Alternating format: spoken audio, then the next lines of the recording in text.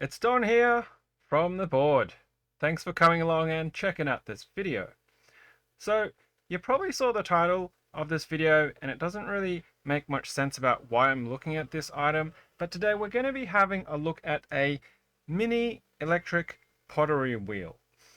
Context for this really is that I really like pottery.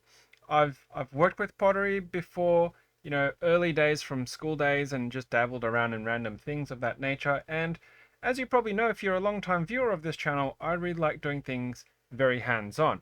So when I scraped together enough funds to actually buy this, I thought there would be an avenue to be creative and potentially do things related to keyboards with a pottery wheel. So it could be pottery related artisans, it could be doing little, screw or accessory trays, dishes, all sorts of potential options.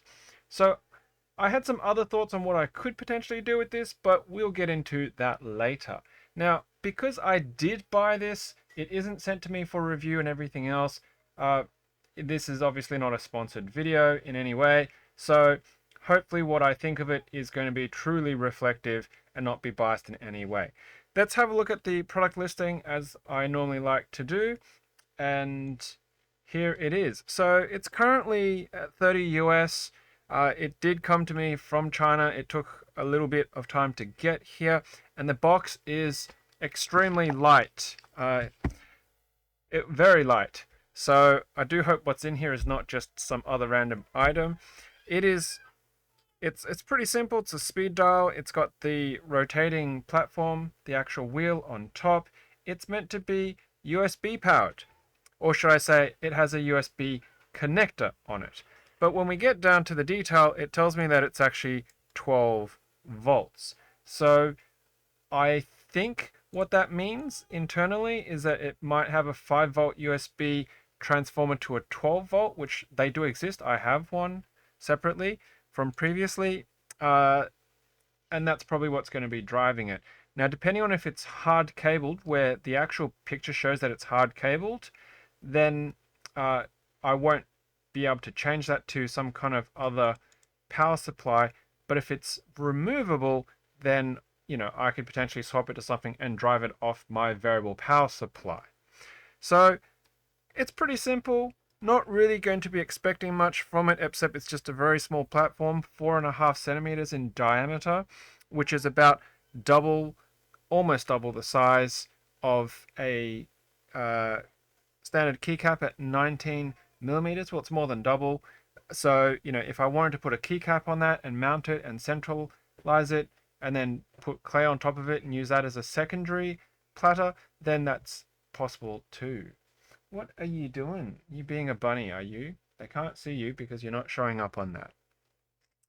So, yeah, let's get down to the desktop and have a look at the actual package. Right, so there's the package. They just wrapped it in plastic. It is torn a little bit. It's quite dirty. I don't know how they really ship it here. Airmail, I would believe. I'm not going to flip it over because it's got my address on it, but I just dropped my pair of scissors. Hey, no, don't go crawling under my desk.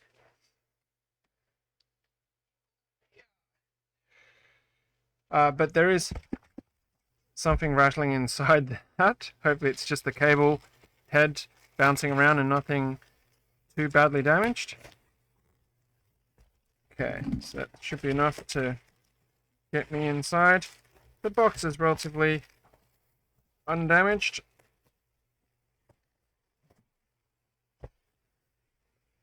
Alright.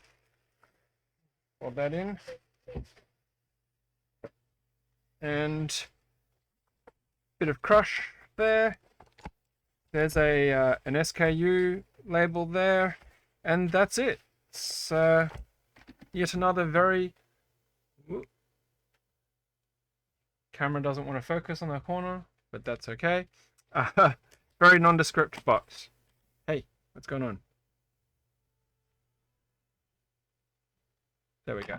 All right. Not that it really matters if people get to see me in the top corner anyway, since it's such a tiny little square and nobody really cares about what I look like anyway, right? Okay, so we got a bit of polystyrene, and I think I've got this upside down, maybe? Yeah. Okay, so that was upside down. Aha! So the knob just fell out. So that was what was rattling about. And I did open it upside down because that's obviously the lid. So let's just pop that back in the other way. All right, so we take off the top foam. There it is. It is hardwired.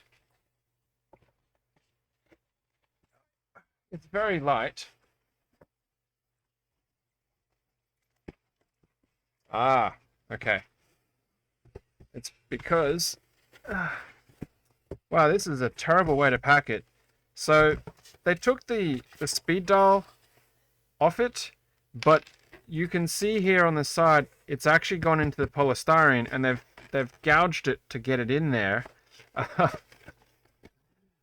So you're gonna have to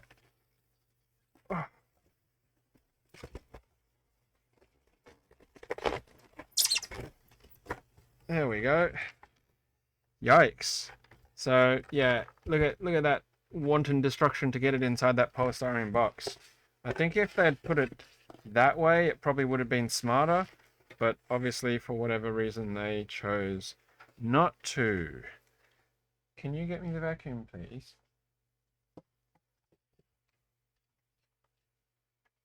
Thank you. All right, we're just going to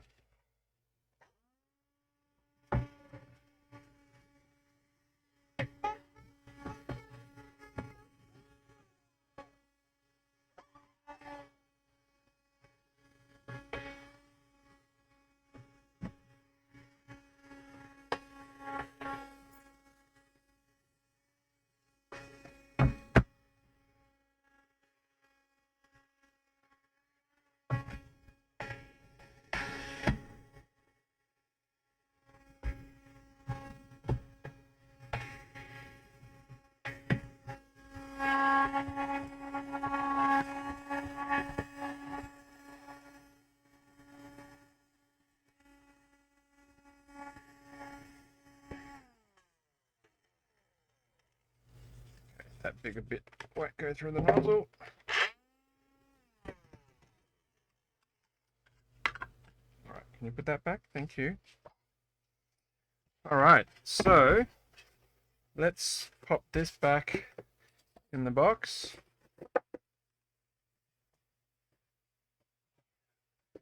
And then we'll put the knob back on. It's just a friction fit. So it's got a little sort of click involved with that. So it's all the way down. So we'll set it just arbitrarily facing down. There we go. Okay. We'll undo the power.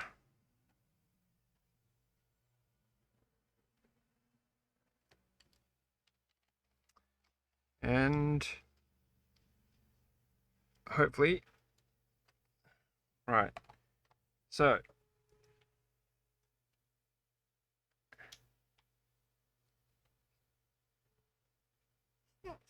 it is. There you go.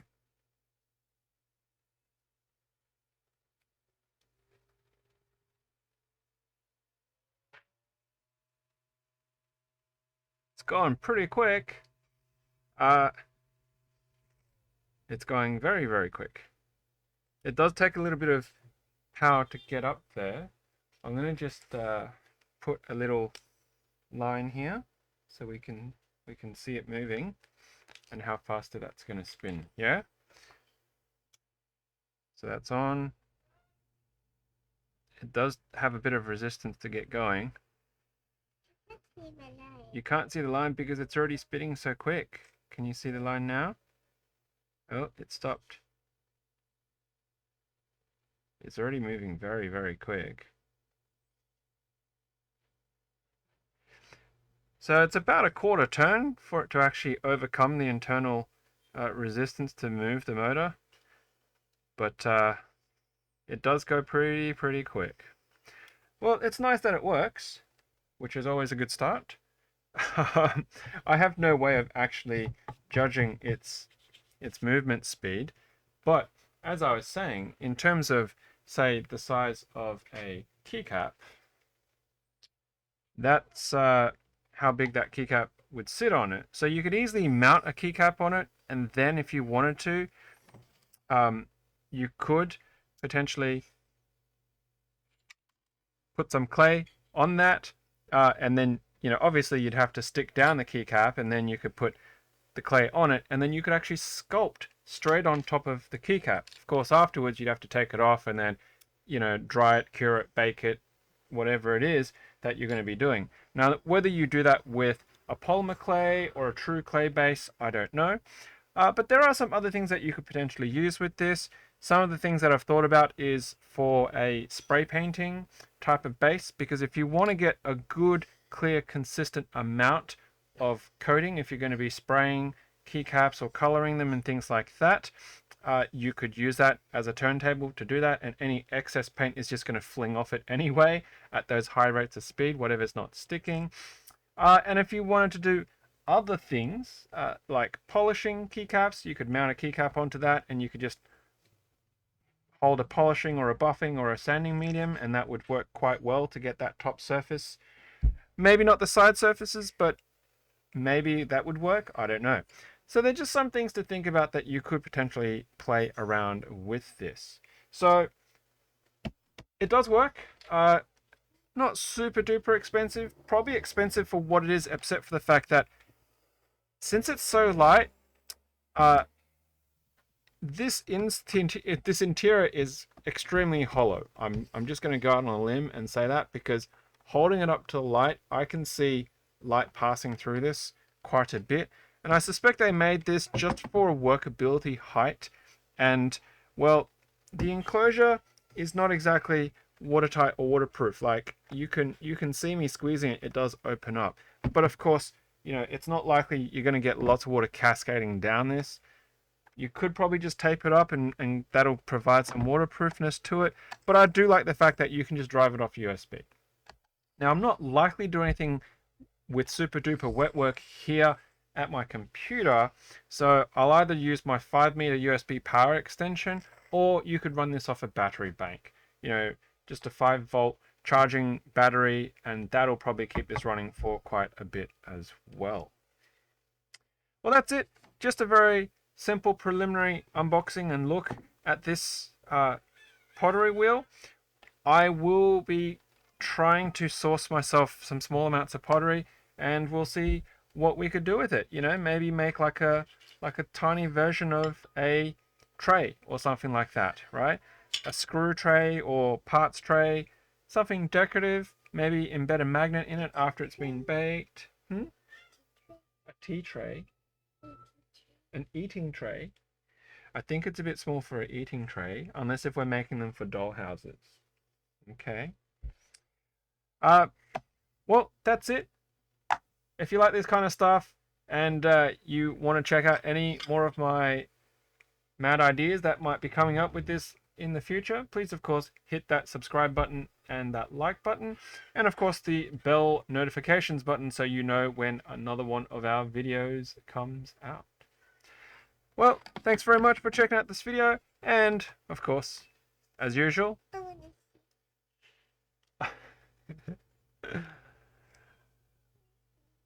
until next time, happy clicking. happy clacking.